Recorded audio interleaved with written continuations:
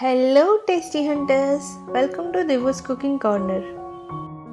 ఏంటి, ఆఫీస్కి టైం అయిపోతుందా? త్వరగా వంట చేసేయాలా? అండ్ బయట తినడం కూడా ఇష్టం లేదా? మసాలాలు ఏమీ లేకుండా కర్రీ కావాలా?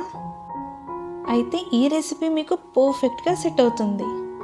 చాలా ఈజీగా అయిపోయే మన ట్రెడిషనల్ కర్రీ ఆనపకాయ పులుసు ఎలా చేయాలో ఈరోజు చూసేద్దాం. ఆనపకాయని క్యూబ్స్లా కట్ చేసుకొని ఉల్లిపాయ ముక్కలు, పచ్చిమిర్చి చీలికలు తీసుకోండి.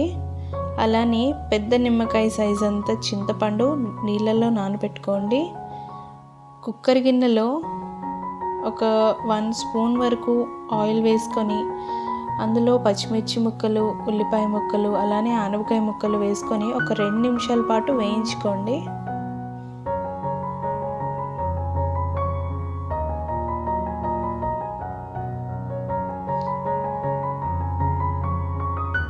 ఇప్పుడు ఇందులో చిటికెడు పసుపు,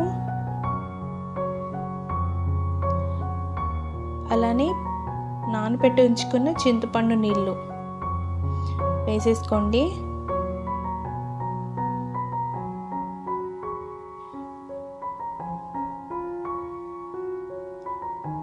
పులుసు కదా, ఇంకొంచెం వాటర్ పడుతుంది. సో ఇంకొక 1 గ్లాస్ ఆఫ్ వాటర్ యాడ్ చేసుకోండి. విజిల్ పెట్టేసుకోండి. ఒక 3 విజిల్లు రావాలి. చూడండి, 3 విజిల్స్ తర్వాత మనకి ఇలా ఉంది పులుసు.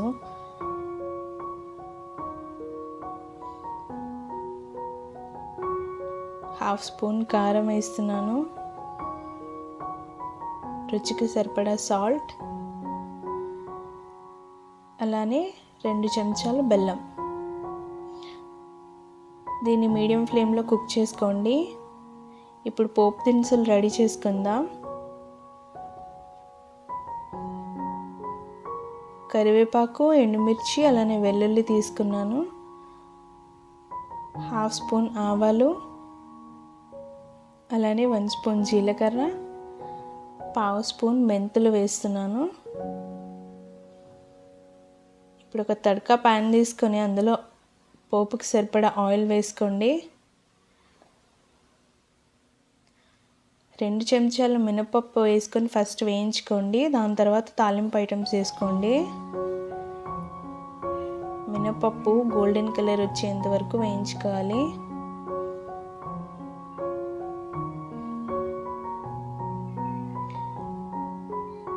ఓకే, ఇప్పుడు మిగతా ఐటమ్స్ వేసుకుందాం. అసలు పోపు చిటపటలాడుతుంటే భలే ఉంటుంది కదా.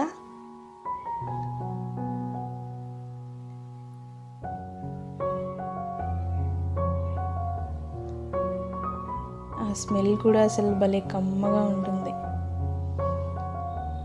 ఓకే అండి, పోపు వేగిపోయింది. మన పులుసు కూడా రెడీ అయిపోయింది. పోపులో వేసేసుకోండి.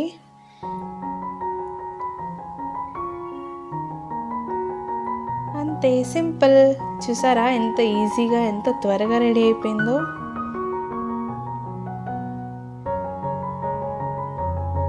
దీన్ని రైస్తో సర్వ్ చేసుకోండి. నాకైతే నెయ్యి వేసుకుంటే చాలా ఇష్టం.